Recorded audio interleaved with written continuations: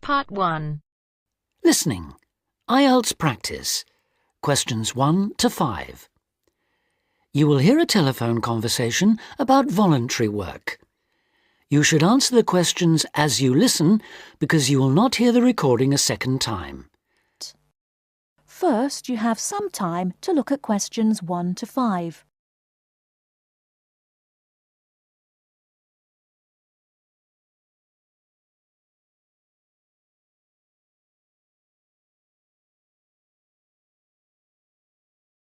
Listen carefully and answer questions 1 to 5. Hello, Volunteers Worldwide. How can I help you? Hello. I'm ringing to find out about opportunities for doing volunteer work. Could you give me some information, please? Yes, certainly. But before I do, I need to ask you for a few personal details. That's just because the opportunities open to you are dependent on your age and on what qualifications and skills you have. That's fine. So, if you could just start by telling me your name and age. Okay. My name's Ben Opperman, and I'm 22 years old. Okay, and what qualifications do you have, Ben? I've got a BA degree in social studies. That was from the University of Kent, and I'm a qualified teacher. I've just completed my PGCE, my postgraduate certificate in primary education. And you're interested in doing unpaid voluntary work rather than a full-time job with our organisation? Yes, that's right. I'd like to do voluntary work before I start looking for a more permanent job. How long were you hoping to work for us for? I was thinking of 2 years at most. OK. Well, for people in your age group, we have 2 programmes: Global Youth Contact and Youth for Action on Development. GYC, Global Youth Contact, is a 6-month exchange programme which provides opportunities for young people from different countries to work together in local communities. I see. But that's only a 6-month programme. That's right. But our other programme, Youth for Action on Development, requires people to volunteer for a year at least. On this programme, most of the placements are for 12 or 18 months. That'd be the programme I'd go for. OK. Now, do you have any other skills or special interests that might be useful for the kind of work we do? Well, I've done a lot of conservation work in the area where I live. Good, that's useful to know. And I belong to a wildlife protection group. Right, that could be very helpful. Before you hear the rest of the conversation, you have some time to look at questions 6 to 10.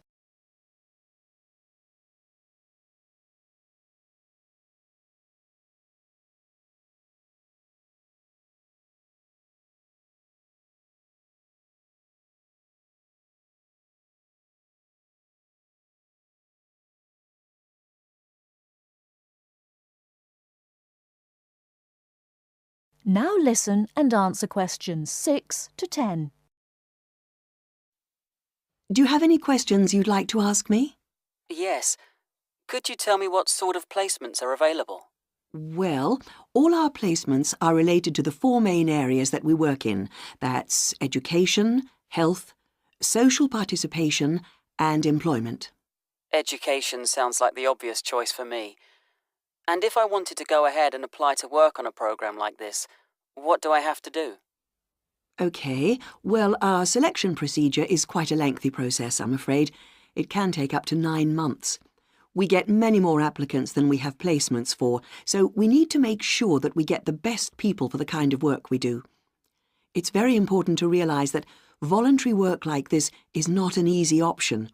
Although you'll have a brilliant experience with us, you are expected to work hard and make a real contribution. It is not just sitting around enjoying a different culture. Of course, I understand that. OK, so if you're interested, I can send you an application pack. You complete the forms and send them back to us. If you are shortlisted, we invite you to come for an interview. That's normally in January. Assuming you're successful, we then start looking for a suitable placement. While we're doing this, we ask you to raise some funds of your own, so that you end up contributing about 2/3 of the cost of your training and travel. OK, fair enough. I suppose people get sponsorship, do they? Yes, lots of volunteers do that. Then in June, we ask you to come to our headquarters for a week's training. This starts with general training, which is applicable to all volunteers. It includes topics like how to fit into new cultures, looking after yourself mentally and physically, and how to go about relating to the kinds of people you'll be working with. And then you'll have sessions related specifically to your placement. We'll tell you about the country and the area you'll be going to, about the problems and difficulties to expect, and about the kind of responsibilities you'll have once you're there. And when does the work start? It depends, but generally speaking, placements start in September and run for up to 18 months. Sounds brilliant. Could you send me an application pack, please? Yes, certainly. If you'd like to give me your address. OK, it's 29 Park Street. That is the end of part 1. You now have half a minute to check your answers.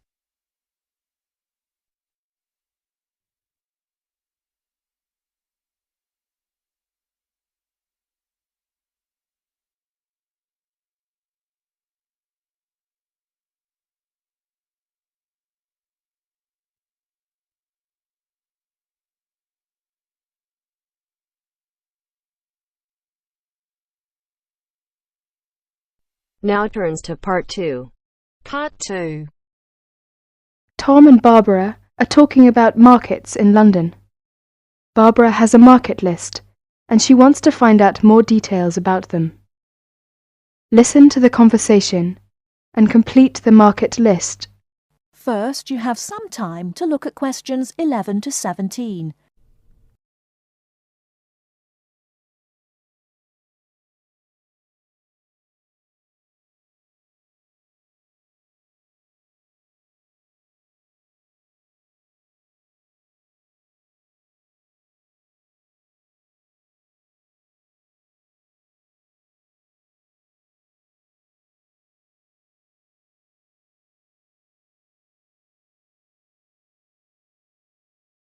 Now, listen carefully and answer questions 11 to 17.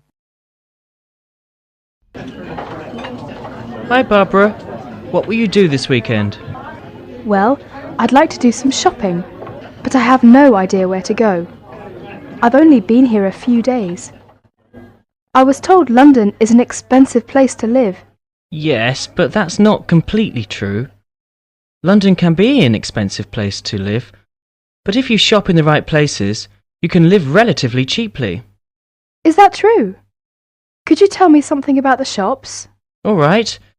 You know, food tends to be cheapest in the big supermarkets, like Sainsbury's and Tesco's. Most of them have quite a good variety of food and household items. You can buy your fruit and vegetables on the street. You will find these street markets in almost every part of London. You can also buy clothes, shoes, and household items in these markets for a real bargain. Have you got a market list provided by the Student Union? Yes, here you are. This might give you some ideas. Let me see. E Street, SE17. This market sells cheap food, clothes and hardware. It's open from 8 AM to 5 PM. Yes, but how can I get there? You can take the Underground. We call it the Tube. You see, there is a tube station on the list. Let me see. Yes, it's Castle Station. Right. You can get off at the castle. Good. Look at Leather Lane, WC1. Yes, that's a good central London market for clothes, food and hardware. It opens at lunchtimes from Monday to Friday. It's near Chancery Lane Station. Well, what about the one in Petticoat Lane? Oh, Petticoat Lane E1. It sells clothes, shoes and household goods. It opens only on Sunday mornings from 9 AM to 12 noon. Yes, we can get off at Aldgate Station. OK, what about the one in Walthamstow? E17. Oh, that's a big market for clothes and food. It's open between 9 AM to 4 PM on Mondays to Saturdays except Wednesdays and Sundays. Let me see. Yes, we can get there on the Central line. What about Brixton? That's Brixton SW9. It's an indoor and outdoor market with a lively atmosphere. It sells vegetables from all over the world. It opens 9 a.m. to 6 p.m. Mondays to Sundays and half days on Wednesdays. Oh, it's close to Brixton Station, very near my place. Great, it's very convenient. Tell me more detail about Camden Lock. Yes, there are several markets on Camden High Street and plenty of shops. They sell fashion clothes, jewellery, recorders and pottery. It's good for buying presents. Very close to Chalk Farm and Camden Town Station. I see. It says that it opens on Sundays only from 8 a.m. to 5 p.m. Well, I think these markets might help to keep my costs down. Well, if you need to buy new electrical goods or large household items, you can wait until the January sales when almost all the shops sell goods at discount prices. Thank you very much for your help. Tom, shall we go to Brixton together this weekend? I'd love to. Oh, I'm afraid I've got to go to a lecture. I will ring you tonight. Bye. OK, bye. Barbara is phoning Tom about shopping. Before you hear the rest of the talk, you have some time to look at questions 18 to 20.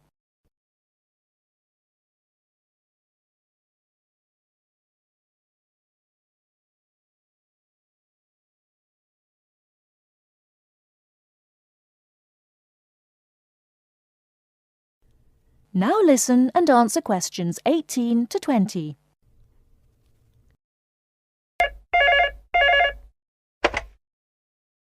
(401 0625). Hello, is that you, Tom? Hi, Barbara. Have you decided where to go tomorrow? Yes, that's right. I want to go to Camden Town to shop. Would you like to go there with me? Yes, I'd love to. That's a good market. Mary's here with me now. She wants to go there too. Shall we meet at Camden Town Station? OK. How are you going there? We will go there by bus. It's only 3 stops from my place. Well, we might walk there if the weather is fine. How will you get there? I think I will have to take the Underground. I'm at Bond Street, and I'll take the Central line first and get off at Tottenham Court Road. That's it. Take the Central line and get off at Tottenham Court Road. Then you want the Northern line to Camden Town. It's only about 4 stops. Make sure you get a northbound train though. You want northbound Camden Town, OK? OK. I think I can find the way. I have an Underground map with me now. What time shall we meet there tomorrow? How about 10:30? Well, I think that's a bit too late. It might be crowded by that time. How about 1 hour earlier? Say 9:30. Fine. That'll be all right. See you tomorrow. Bye.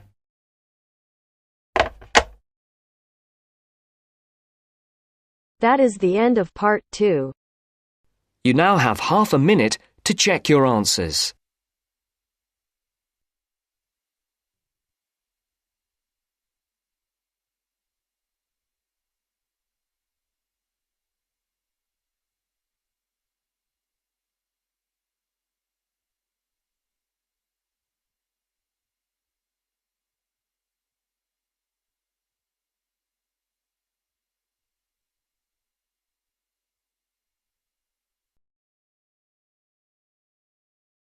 Now turns to part 3.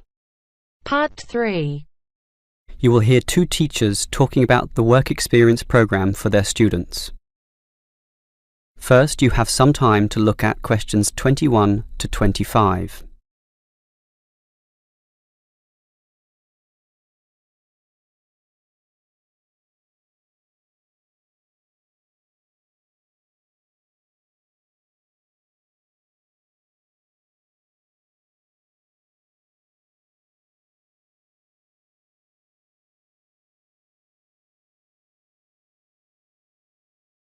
Now listen carefully and answer questions 21 to 25. OK, we've got to arrange this programme. Work experience. I believe quite strongly in this myself. Studies are often just too theoretical and the best learning can be on-site. Sure, in principle, but you've got to find the right companies. For business students, it's so easy with all the commercial enterprises around here, but for our lot of engineering students, it's not so easy at all. Last year's education students were easy too. We just put them all into schools. Well, there are a few companies that will accept our students. Building sites are the main avenue to explore, but the trouble is that not many of these places want inexperienced learners around. Why not? Last year when I did this, I think these companies were worried about accidents. Now it's more a time issue. They just don't want to train people. But these people work for free. But training takes time, and in the economic recession, few companies want their personnel diverted for such purposes. But I did find some companies, enough for us at least, but they all insist on one thing. Minimum work time of 1 month, right? No, that the students are appropriately insured. Remember, these are building sites and there are quite a few hazards there, and we're putting untrained students, not trained students, right amongst them. So these companies want financial coverage in case of accidents. Gee, is that going to be expensive? Yes, I'm afraid so, since we live in quite a litigious society. Consequently, insurance rates are sky high, almost unaffordable. I see. Can our budget meet this? Last year we couldn't pay for the programme. This year we can, since we have fewer students to deal with, but we'll nevertheless have to cut corners in certain areas. I never like it when that happens. Neither do I. In which areas do we need to economise? Well, the payment to students is not going to change. After all, they won't do this work unless they can get some money. We'll also continue to subsidise their travel as we did last year. Last year we gave them a completion bonus too. It was a big success. Made them go through the whole month. But not this year. We'll impress upon the students that possible failure could result if they don't finish the whole term. OK, I trust that will work. Before you hear the rest of the conversation, you have some time to look at questions 26 to 30.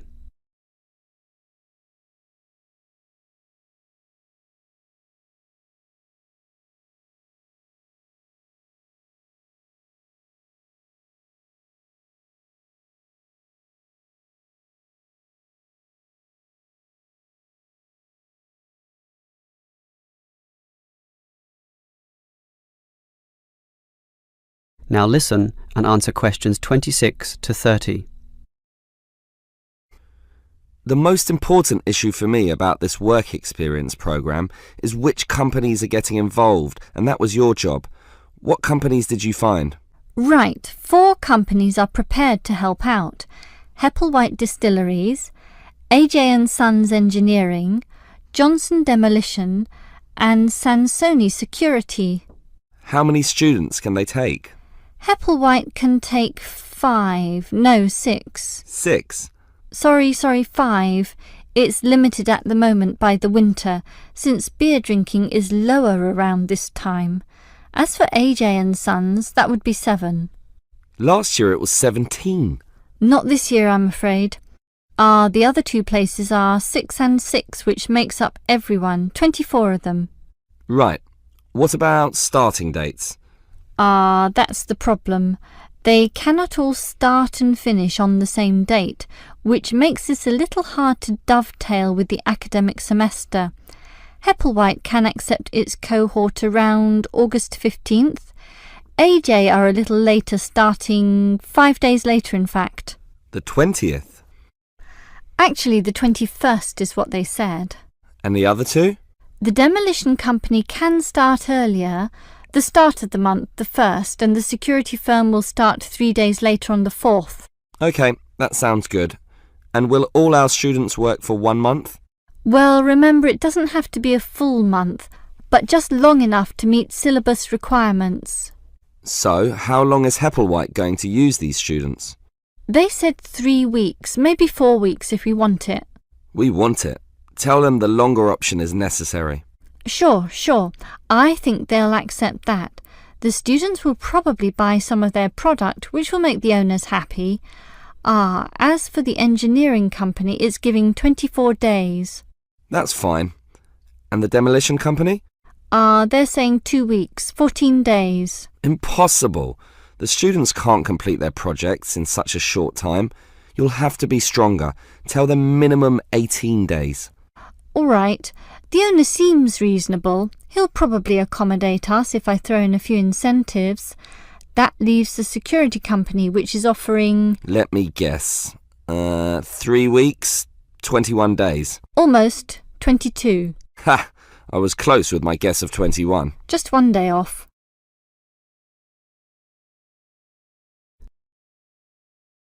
That is the end of part 3. You now have half a minute to check your answers.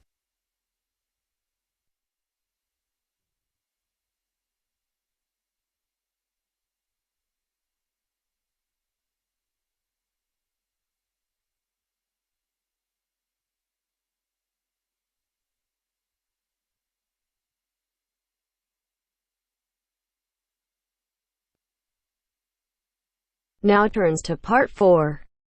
Part 4. You will hear part of a lecture about philosophy. First, you have some time to look at questions 31 to 40.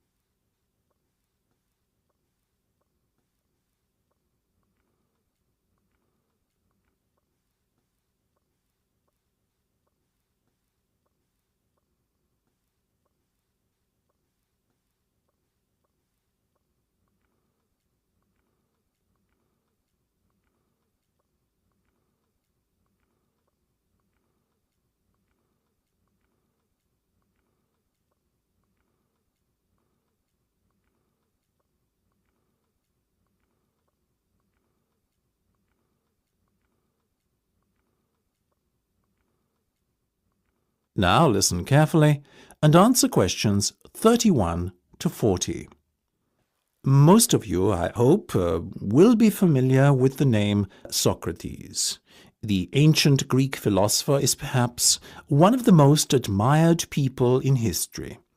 Socrates led a very noble life. He was, I suppose you could say, an optimist who believed in the good of mankind.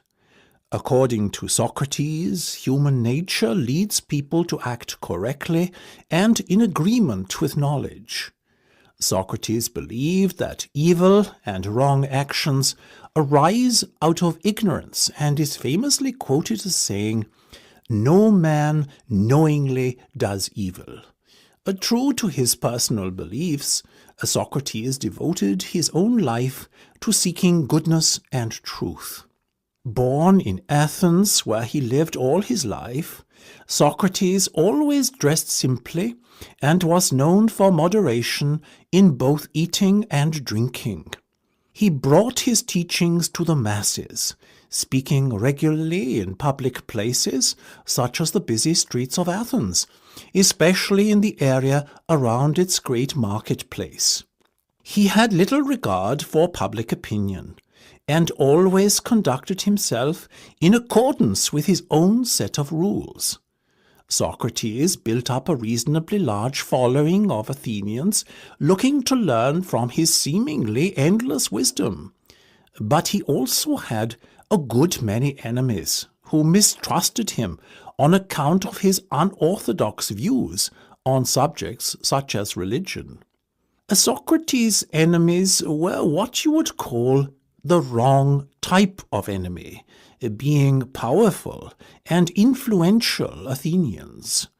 Their efforts to have him ruined saw him brought to trial on charges of corrupting the young and disrespecting religious traditions.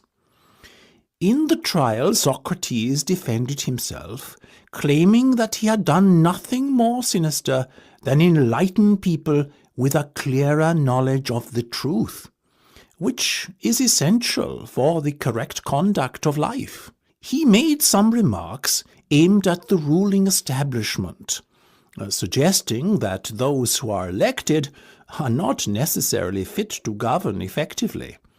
Socrates himself had long ago become disenchanted with the materialistic ways of the upper class. Unfortunately, his views were seen as an attack on democracy and the electoral process, so the jury found Socrates guilty as charged and sentenced him to death. It is thought that many members of the jury resented his unbending pride, and that this may explain the harshness of the punishment handed down to him.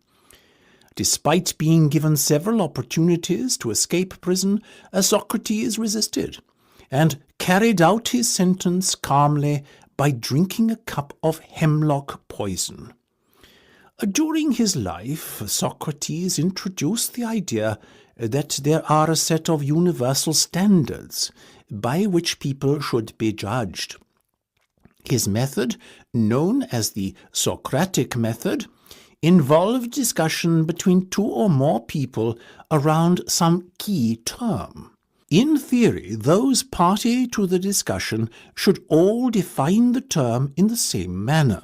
However, his studies found that this was seldom the case.